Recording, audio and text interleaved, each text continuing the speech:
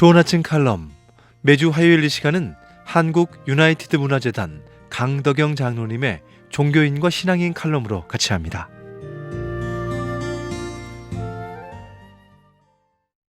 안녕하십니까, 강덕영 장로입니다.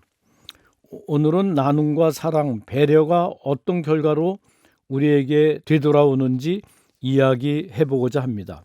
미국 병원에서는 질병 치료의 한 방법으로 안아주기를 실시한다고 합니다. 그래서 미국은 전문적으로 안아주는 직업이 있습니다. 우울증 환자들을 비롯해 다양한 환자들에게 치료 효과가 있다고 합니다. 안아주기 치료는 30분에 $60, 1시간에 $100 정도로 치료비가 비싼 편이라고 들었습니다. 특히 여성을 포근히 안아줄 경우 여성에게서 옥시토신이라는 호르몬이 분비되어 세포를 활성화시키고 병 치료에 효과를 본다는 것입니다. 특히 면역력이 오르는데 남성도 마찬가지로 이 호르몬이 분비되어 동일한 치료 효과가 있다고 합니다.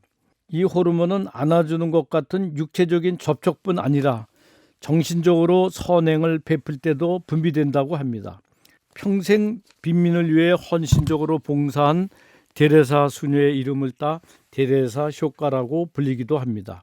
즉 다른 사람을 용서하고 배려하며 따뜻하게 정신적으로 안아줄 때 이 호르몬이 나와 자신의 병도 치료한다는 것입니다.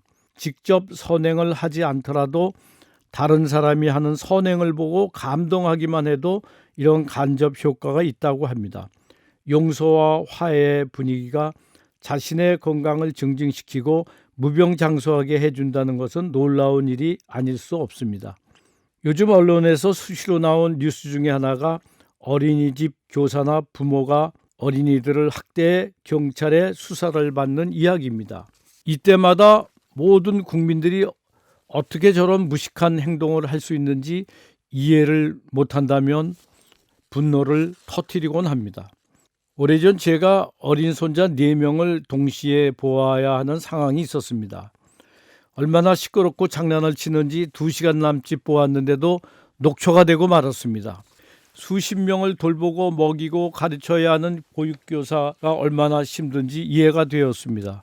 문제가 된 보육교사들은 떠들고 장난치는 아이들을 돌보는 버거운 현실에 짜증이 났고 화를 참지 못해 이런 결과로 이어진 것이라고 여겨집니다.